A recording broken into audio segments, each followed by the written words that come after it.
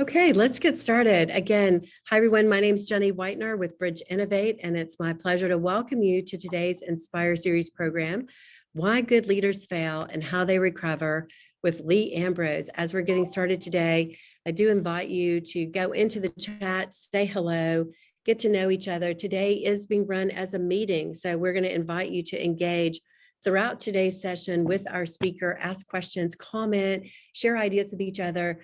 Using the chat, or you'll be coming off of mute whenever you feel like you need to ask a question. So welcome to today's program. We go on to the next slide. This program is brought to you by Bridge Innovate. It's part of our Inspire series as a part of our Innovation for Good programming, where we invite leaders from a cross-section of industries that have inspiring and stories to share on innovation, leadership, and change. And today we have an amazing guest that I'm excited to share with you, and his name is Lee Ambrose.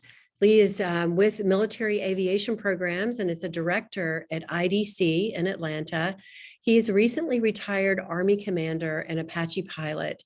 He served multiple tours in Iraq and Afghanistan, to include the initial invasion of Iraq, both surges, and the mission that killed Uday and Qusay Hussein.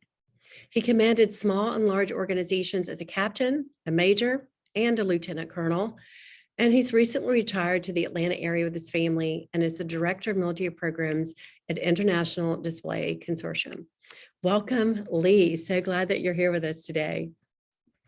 Thank you for the kind welcome, Jenny. I really appreciate the opportunity to talk, and I want to throw it out to everybody in there, whether you're from Bridge Innovate or anywhere else. Thank you for coming today, and please speak up at any time. We want this to be an open discussion about leadership and how we all can be better leaders and work with our junior leaders and team members to make them better as well. So that's what today's all about.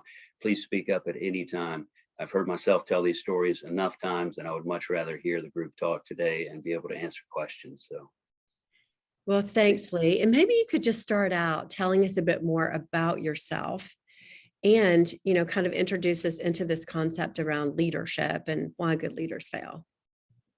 Sure, Jenny, happy to do so. So I'm currently the Director of Military Aviation Programs at IDC International Displays. We do a large amount of our work with military cockpit upgrades, the LCDs and touchscreens inside of military aviation aircraft, but we also do some commercial as well. My area of expertise, obviously, is the military aviation side. So I went into the Army in the late 90s as an ROTC cadet and served over 20 years as an Apache pilot and instructor. Commanded at every echelon up to battalion command, and served on general officer staff sections and leaders from the Chief of Staff of the Army in DC through the commander of the aviation branch at Fort Rucker, Alabama. And had the pleasure to serve with so many great leaders and had so many great examples. I was in both the Afghan and Iraq theaters, the initial year in Iraq, and then both surges. So a lot of leadership experience through the chance of timing and opportunities post 9/11. Many of us did serve in many key areas in combat, and that's something that was a rare opportunity. It was my honor and pleasure to serve, and then to continue to serve in the community through volunteer work here in Atlanta. And I've worked with directly for the CEO of two small tech-oriented companies here in the Atlanta area since I got out in early 2020. One was a software development company, and then now IDC, as I mentioned. So I thought I would open up to initial questions first before I get started, and then just tell a quick story about one of my most memorable failures. To kick off, if nobody wanted to speak right at the beginning, I'll go right into a story and then we'll go from there. So I'll just pause for a moment and see if there's any initial questions.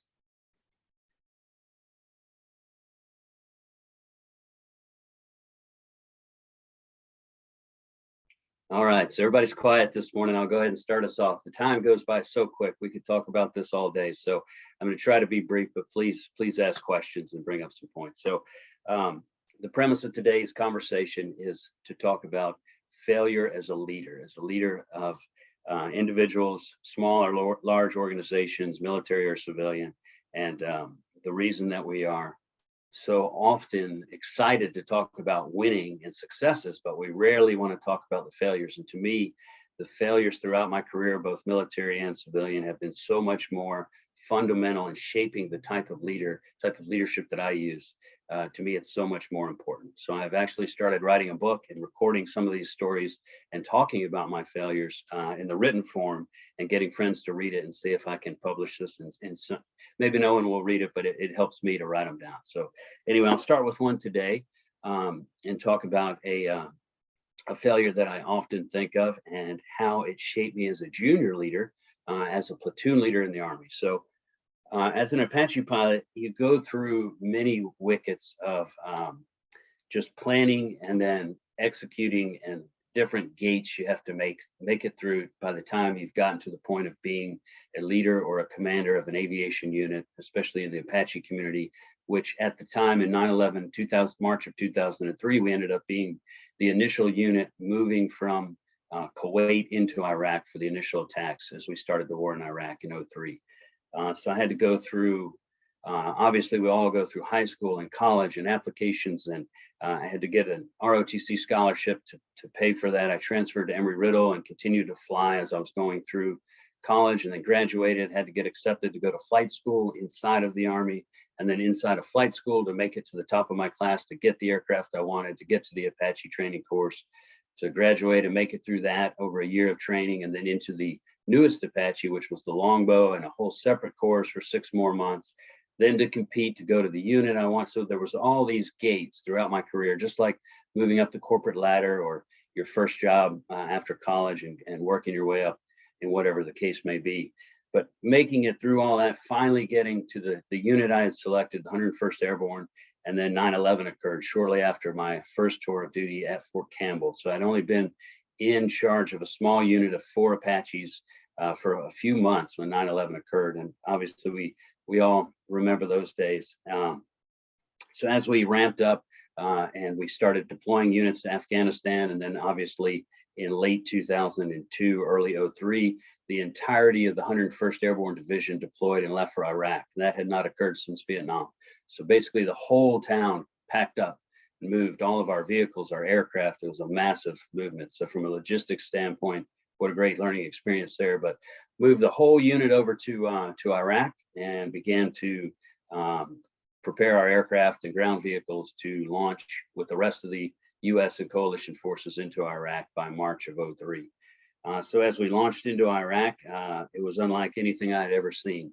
The sky was just dark with coalition aircraft as far as you could see in each direction as we took off. The lines of tanks and fighting vehicles would just go all the way to the horizon in the open desert. It was like the whole earth was shaking. The smoke was coming out, the sand and the dust. And somebody was about to get it. We were pushing into Iraq. So it was a pretty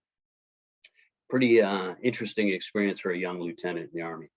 And as we went into Iraq and moved in through the open desert, it was just hulks of old vehicles and things from the Desert Storm days. Saddam and his forces had retreated back to basically a line just south of Baghdad in a town called Karbala, in the Karbala Gap, and set up his defenses around those towns that were circling Baghdad. So as 3rd ID and the 101st, 3rd Infantry Division, the 101st, we leapfrogged north out of Kuwait, 2 divisions, over 65,000 troops, thousands of aircraft and vehicles. We moved north in this combined arms effort. Naval ships were firing munitions from the Gulf that were flying over us and through our formations. We had coalition aircraft from Great Britain and other countries as well supporting us, and just a massive movement north. But it was fairly quiet the first few hours as we moved north to land and refuel at points that ground convoys had set up underneath us as we all moved together. The amount of fuel was just enormous, required to move that many turbine-driven aircraft and vehicles, tanks through the air and across the ground. So it was a massive logistics effort. And the first night we ended up about 60 miles south of Karbala in the open desert, multiple aircraft landing in circular formations to protect ourselves. The Medina division from Saddam's army was facing south on the south side of the town of Karbala from our intelligence reports. Of course, back then we didn't have smartphones, and we couldn't just go to Google Maps and look at the reports at the time. So it was a little bit more old school back then. But we did spend the first night sleeping under our aircraft in the sand and waiting to launch on our first mission. So just briefly want to describe the amount of planning that goes into an execution like that. We had spent months gathering intelligence, preparing, rehearsing stateside at Fort Campbell. And then as we went to Kuwait, we did more rehearsals and rock drills, both at the senior leader level of the most senior commands of the two divisions that would be moving. And then that would just cascade down to the junior levels where you would actually maneuver individual aircraft and components around on your map to rehearse and practice for the event. So a lot of planning, execution, everything from intelligence, logistics, operations, everything you can think of in the business world, we had to do that as well in the military world, and then combine the tactics on top of that and the life and death kind of situation over top of you as you're preparing to execute. So we had just spent so much time. It had been years of training for all of us to that point. We had selected the best people, the best units. Everyone was motivated, well-trained, well-funded. And we get to that point and we are now preparing the next day to launch on the very first mission. So we landed, refueled, reloaded all the aircraft, prepared to launch, and we launch out day 2 of the war onto what was supposed to be the initial and first attack into this area called the Karbala Gap between the lake and the town of Karbala. It was the main route, if you will, that these armored forces and aircraft could move through to reach Saddam and Baghdad. And as we're moving through, my unit or company was selected to be the lead company for the whole of the 101st Aviation Formation, and my team was the lead team of the company. So I was literally the first 2 aircraft of thousands of aircraft moving forward. Now above us, we did have help from the Air Force as well as the British Air Force providing close air support. We had everything from unmanned aerial vehicles to manned aerial vehicles, jamming, long-range munitions for both the Army and the Navy. So all that combined together like a huge umbrella falling all at the same time that had been meticulously planned out by altitude and deconfliction between space on the ground and kind of a stack in the air from the high-flying spy planes all the way down to our Apaches, which were only 50 feet above the desert floor. So as we moved in, we're flying at approximately 150 miles an hour. We're completely blacked out so that no light is emitting. We've turned off all of our RF emitters. So basically we've turned off our radar, everything that we can so that the enemy can't pick us up by electronic means or visually. But that also makes it harder for us to fly because now you can't see anything naked eye. Everything's completely black, no moon, and it's an open desert. So it's like being in a room of complete darkness and try to run through that room without hitting anything, without being able to.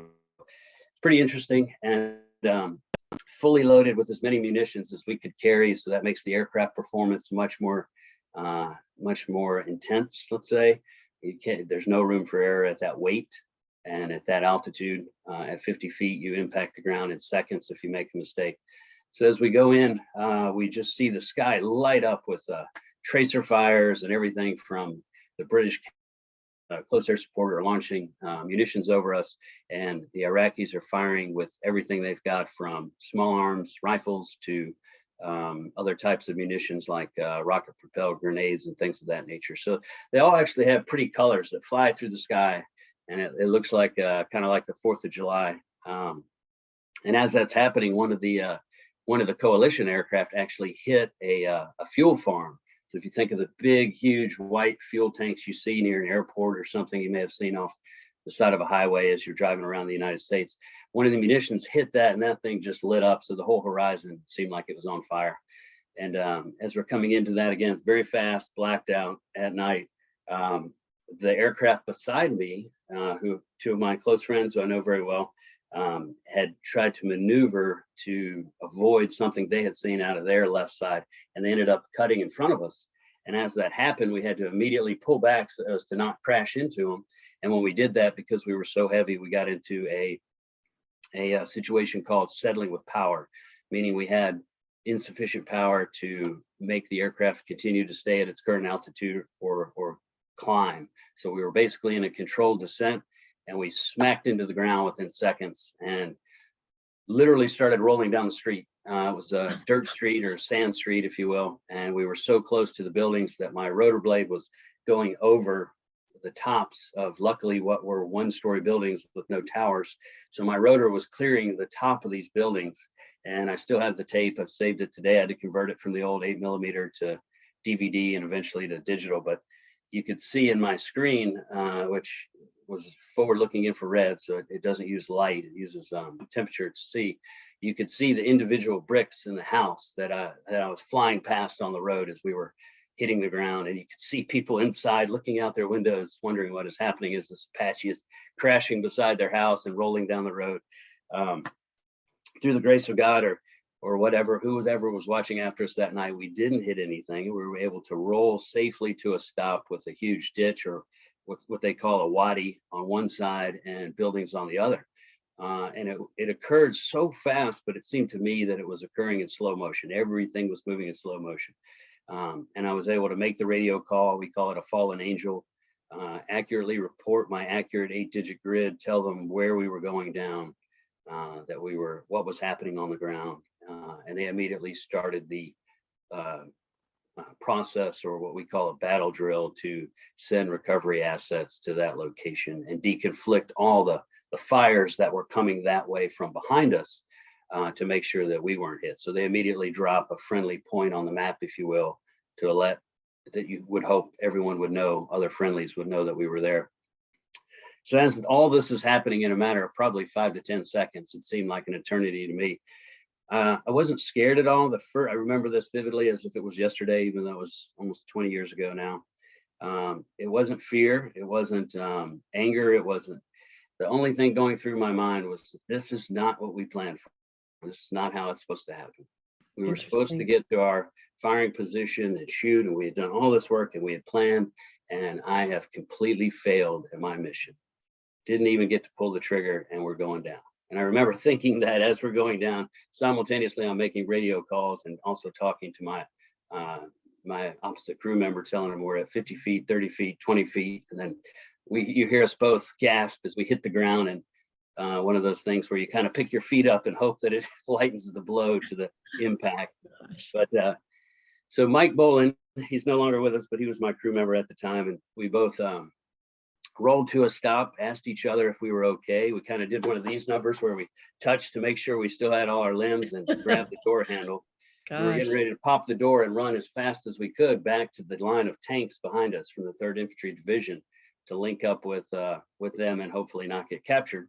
And then we realized, I'm like, Mike, the blades are still spinning, engines are still on. So we go through all the motions as fast as we can through our checklist from memory to make sure the aircraft is still operating at 100% and we have the power to take off.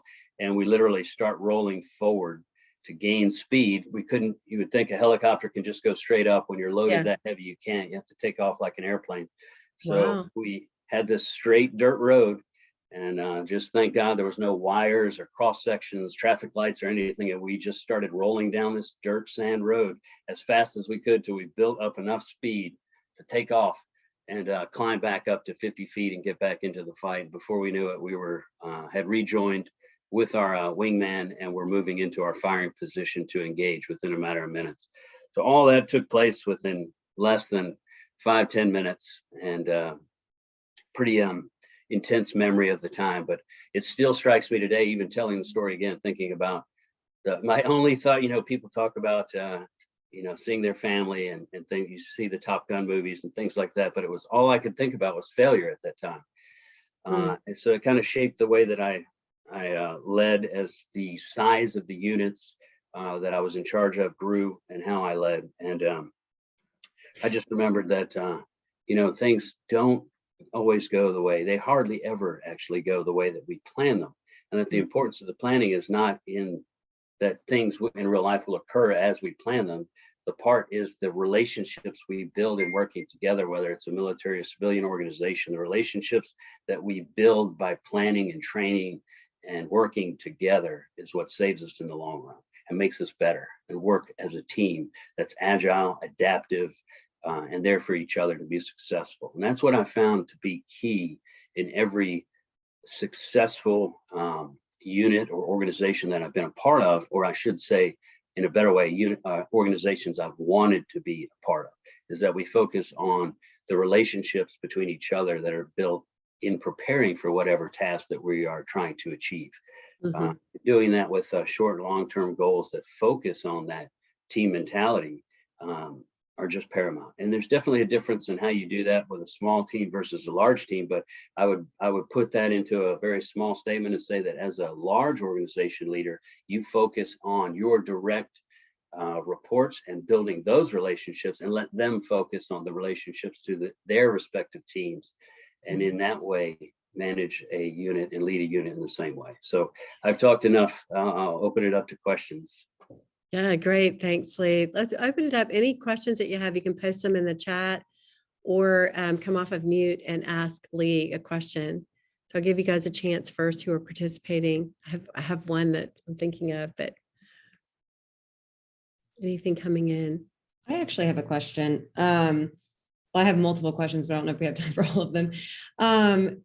In what way do you feel like the leaders that you had that you were trained by could have that? What are you doing differently now that you wish they would have told you then, so that you would not have had that experience? Like, what do you feel like was really missing in terms of that? Do you think it's something that you individually just felt, or do you feel like it was something that was learned in your training, and just sort of that feeling around failure? Is that something that was really embedded through your training and through the other leaders, or is that something that you feel like you just internally felt?